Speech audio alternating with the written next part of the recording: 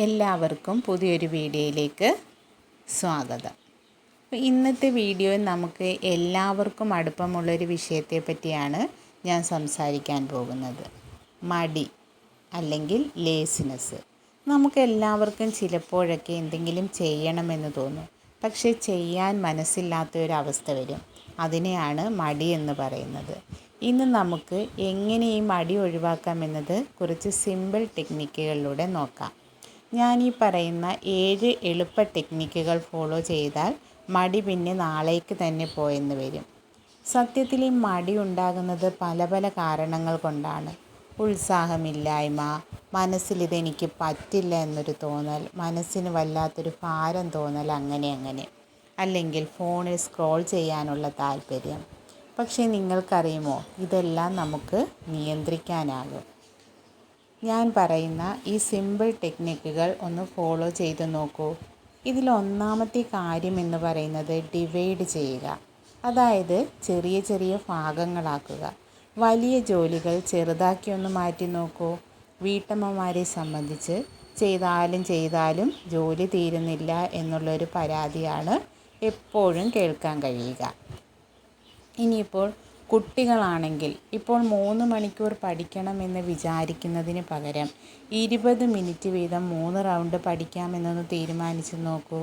ചെറുതായി തുടങ്ങുമ്പോൾ ഭയം കുറയും, എനർജി കൂടുന്നതായിട്ട് കാണാൻ സാധിക്കും. ഇനി രണ്ടാമത്തെ ടെക്നിക്ക് എന്ന് പറയുന്നത് 5 മിനിറ്റ് റൂള്. ഈ ആരംഭിക്കാനുള്ളൊരു മനസ്സില്ലേ, ഒന്ന് ശ്രമിച്ച് നോക്കൂ. 5 മിനിറ്റ് എന്ന് പറഞ്ഞ് ഒന്ന് തുടങ്ങി നോക്കൂ. ആ 5 മിനിറ്റിന് ശേഷം നമുക്ക് നിർത്താനാവില്ല. ചെറുതായി തുടങ്ങി ഒരു വലിയ മാറ്റം തന്നെ നമുക്ക് കാണാൻ സാധിക്കുന്നതാണ്. ഇനി മൂന്നാമത്തെ ടെക്നിക്ക് എന്ന് പറയുന്നത് റിമൂവ് ഡിസ്ട്രാക്ഷൻസ്. അതായത് ഒരു ധാരണക്കുറവ് ഒഴിവാക്കുക എന്നുള്ളത്. നമുക്ക് നമ്മുടെ മനസ്സ് തെന്നിപ്പോകുന്നത് പ്രധാനമായും ഫോൺ, സോഷ്യൽ മീഡിയ അല്ലെങ്കിൽ മറ്റെന്തെങ്കിലും കാരണം കൊണ്ടാകും. ഒരു 15 മിനിറ്റെങ്കിലും ഫോൺ എയർപ്ലെയിൻ മോഡിലൊന്ന് വച്ച് നോക്കൂ. നമുക്ക് അതിൻ്റെ റിസൾട്ട് കാണാൻ സാധിക്കുന്നതാണ്. ഇനി അടുത്ത ടെക്നിക്ക് എന്ന് പറയുന്നത് സ്മോൾ റിവാർഡ്. അതായത് ചെറിയ ചെറിയ സമ്മാനങ്ങൾ നൽകുക. നമ്മളെല്ലാവരും തന്നെ ചെറിയ ചെറിയ റിവാർഡുകൾ ഇഷ്ടപ്പെടുന്നവരാണ്. അതിനാൽ ഒരു 10 മിനിറ്റ് ജോലി ചെയ്താൽ അല്ലെങ്കിൽ 10 മിനിറ്റ് വായിച്ചാൽ 10 മിനിറ്റ് യൂട്യൂബ് കാണാം എന്നൊരു ചെറിയ പ്രോത്സാഹനം വേണമെങ്കിൽ നമുക്ക് നൽകാവുന്നതാണ്. ഇനി അടുത്ത ടെക്നിക്ക് എന്ന് പറയുന്നത് ഗെറ്റ് മൂവിങ്, ചലനം തുടങ്ങുക.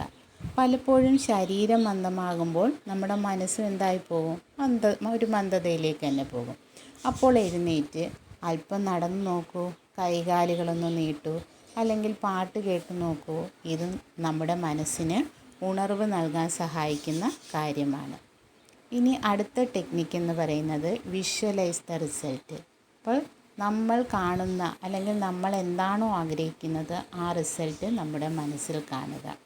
നിങ്ങൾ ആ ലക്ഷ്യം നേടിയാൽ എങ്ങനെ ഇരിക്കുമെന്ന് ചിന്തിക്കുക. ഉദാഹരണമായി പരീക്ഷയിൽ ടോപ്പാകുന്നത്, ജോലി കിട്ടുന്നത്, നമ്മുടെ ബോഡി ഫിറ്റാകുന്നത്, അങ്ങനെ ആ വിചാരം തന്നെ നിങ്ങളെ മുന്നോട്ട് തള്ളുന്നതായിട്ട് കാണാം.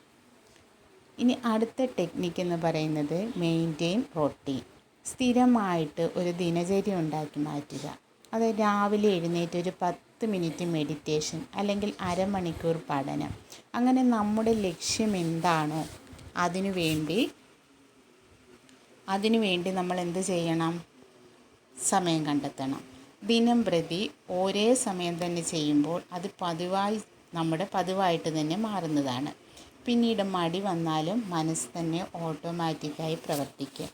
ഈ മടി എന്ന് പറയുന്നത് എല്ലാവർക്കും ഉണ്ടാകും, പക്ഷേ അതിൽ കുടുങ്ങരുത്. ഈ 7 ടെക്നിക്കുകൾ ഉപയോഗിച്ചാൽ നിങ്ങൾക്ക് ഉറപ്പായും മാറ്റം കാണാൻ സാധിക്കും. ഇതിൽ ഏത് ടെക്നിക്കാണ് നിങ്ങൾ ആദ്യം പരീക്ഷിക്കുന്നതെന്ന് കമൻറ്റ് ചെയ്യുക. വീഡിയോ ഇഷ്ടമായെങ്കിൽ ലൈക്ക് ചെയ്യാനും ഷെയർ ചെയ്യാനും ചാനൽ സബ്സ്ക്രൈബ് ചെയ്യാൻ മറക്കല്ലേ. അടുത്ത വീഡിയോയിൽ കാണാം. Thank you.